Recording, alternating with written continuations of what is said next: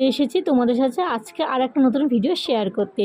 তো ভাদ্র মাসে তালের সিজনে তালের ক্ষীর খেতে কে কে ভালোবাসে অবশ্যই জানো। আমার বাড়িতে তালের ক্ষীর হবে না এমন কোনোদিনই হয়নি, কারণ প্রত্যেকেই আমরা তালের ক্ষীর খেতে প্রচণ্ড পরিমাণে ভালোবাসি। আর আজকে তালের ক্ষীরের ভিডিওটা আমি তোমাদের একটু ইউনিকভাবে দেখাবো।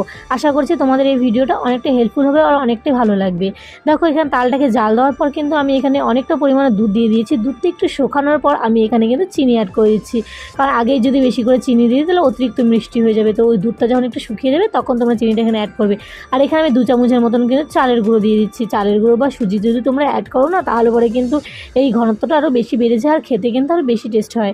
তো এখানে একটু ফ্লেভার চেঞ্জ করার জন্য আমি এখানে এলাচের গুঁড়ো অ্যাড করে দিলাম। আর যারা যারা নারকেল খেতে ভালোবাসে এখানে একটু নারকেল করে দিয়ে দিবে, যেহেতু আমরা নারকেলটা খাই না সেই কারণে আমরা এখানে অ্যাড করিনি। ক্ষীরটাকে নামানোর আগে সামান্য এখানে 1 থেকে 1.5 চামচের মতন করে গুঁড়ো দুধ মিশিয়ে তোমরা তালটাকে নামিয়ে নেবে।